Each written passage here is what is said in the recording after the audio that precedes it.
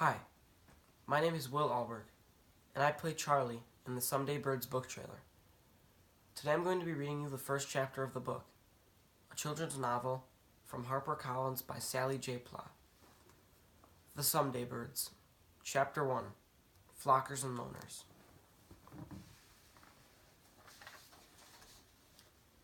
My hands aren't really clean until I've washed them 12 times, one for each year of my life.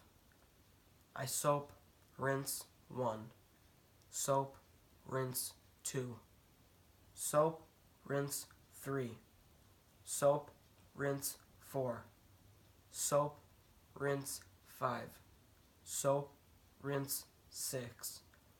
Open my palms to scalding water and repeat. Do it quick, so no one notices. And I'm usually done in about the same time it takes Joel and Jake to spray water at each other and throw towels on the floor, which is what they call washing up. This time I gotta go faster, because Graham is already yelling from the driveway.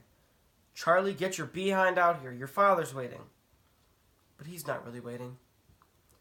Dad never knows if we're in his hospital room or not. Graham does something my sister, Davis, calls sideways swearing. Graham says words like behind, flipping, heck, and gosh dang. Davis, who's 15 and a half, says, "Graham, just curse normally like the rest of the world." Then Graham says, "Davis, I ever hear that kind of talk out of your sassy teenage mouth, I'll swat your dang behind so hard you'll think twice about talking in general." I used to be scared of Graham. Davis says that's just Graham's way. Tough love. But I don't get how tough equals love. Dad's love wasn't tough. He never lost his temper, or freaked out with worrying, or tried so hard to control everything that we did, or sideways swore. Still, I have to admit I'm no expert on love, or hate, or really anything that has to do with feelings. I rely on what Davis tells me. She's the expert on that kind of stuff. The doctors are supposed to have some news for us today about Dad's condition.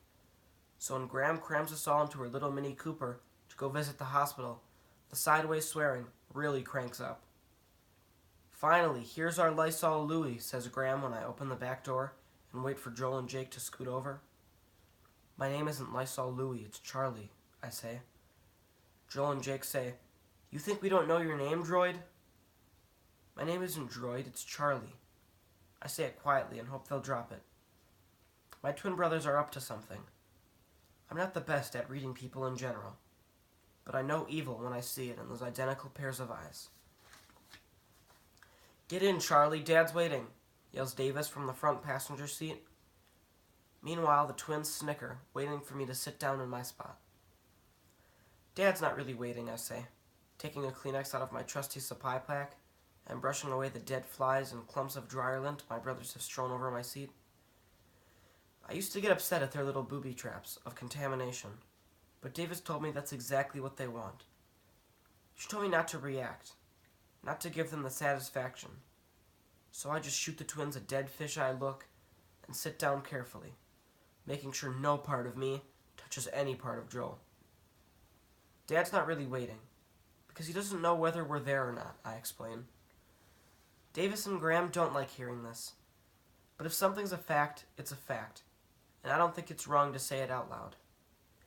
Dad's got a brain injury, and he stares straight ahead, like he's looking at something really far away. He doesn't say much, or seem to see us.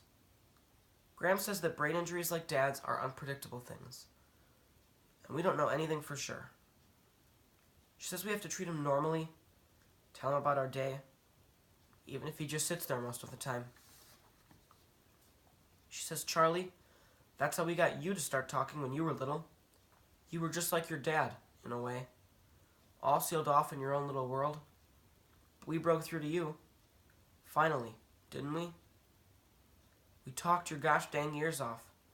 We talked and we talked, and we made you do stuff. Go to therapy. We wouldn't let you off the hook. So now we won't let your dad off the hook either." Off the hook is a weird expression. I imagine being a really little kid, just wanting to be left alone. And there's a big fish hook holding me up by the back of my collar while I dangle. And a whole crowd of people, my family, therapists, doctors, watches me squirm. Is that how Dad feels in the hospital? Inside where we can't tell what's going on? Is he squirming too? Dad got hurt in Afghanistan. He's not in the military, though. He's an English teacher and a part-time journalist. He was over there to do a profile on some soldiers, to write about what their life was like. But a bomb went off while he was riding around in a jeep. The doctor said Dad was really lucky because he got thrown into the air, away from the explosion. Graham covered her eyes and said, "Holy Jesus," when the doctors first told us that. But I asked them more questions. I needed to picture what that moment was like, with my dad flying through the air like a bird. I tried to draw it once, how high the flames could have reached, which direction Dad flew, up high and then straight ahead into the road, they think. I drew him flying. I wish I could have drawn him a better place to land. Dad sustained a head injury. That's the word they used. Sustained. It means you've had to withstand something. But it also means something is stretched out, like a note of music, just played and held constant for a long period of time. That's what it's like now, with Dad in the hospital.